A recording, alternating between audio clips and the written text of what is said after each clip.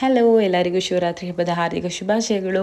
ನಮ್ಮನೇಲಿ ಇವತ್ತು ಶಿವರಾತ್ರಿ ಹಬ್ಬದ ಪೂಜೆ ಮಾಡೋದಕ್ಕೆ ನಾನು ಬೆಳಗ್ಗೆ 5 ಗಂಟೆಗೆ ಎದ್ದಿದ್ದೆ.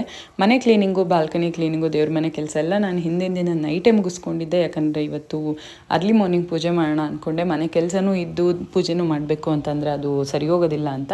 ಸೊ ನಾನು ಬೆಳಗ್ಗೆನೇ ಎದ್ದು ಸ್ನಾನ ಮಾಡಿಕೊಂಡು ದೇವ್ರ ಮನೆ ಏನು ಪೂಜೆಗೆ ರೆಡಿ ಮಾಡಬೇಕಿತ್ತು ಅದನ್ನು ಮಾಡಿಕೊಂಡೆ.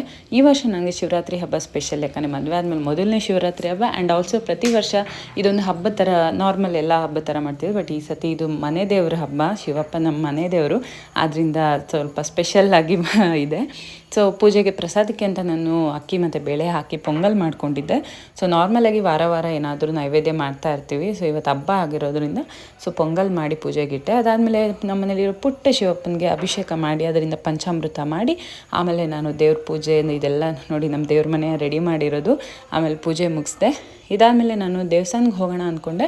ಸೊ ಯಾಕಂದರೆ ಮಧ್ಯಾಹ್ನ ಇಲ್ಲ ಸಂಜೆ ಹೋಗ್ತೀವಿ ಅಂದರೆ ಸಿಕ್ಕಾಪಟ್ಟೆ ಜನ ಇರುತ್ತೆ, ದೇವ್ರನ್ನ ಸರಿಯಾಗಿ ನೋಡೋದಕ್ಕಾಗಲ್ಲ. ಅರ್ಲಿ ಮಾರ್ನಿಂಗ್ ಹೇಗೂ ಪೂಜೆ ಆಗಿತ್ತು, ತಿಂಡಿ ಕೂಡ ಆಗಿರಲಿಲ್ಲ ಇನ್ನೂ. ಅದೇ ರೀತಿ ಹೋಗಿ ನಮ್ಮ ಮನೆ ಹತ್ರನೇ ಇರುವಂಥ ಶಿವಪ್ಪನ ದೇವಸ್ಥಾನ ನೋಡಿಕೊಂಡು ಅಲ್ಲಿ ದೇವ್ರ ದರ್ಶನ ಮಾಡಿಕೊಂಡು ಮನೆಗೆ ಬಂದೆ. ಸೊ ಇಷ್ಟೇ ನನ್ನ ವ್ಲಾಗ್.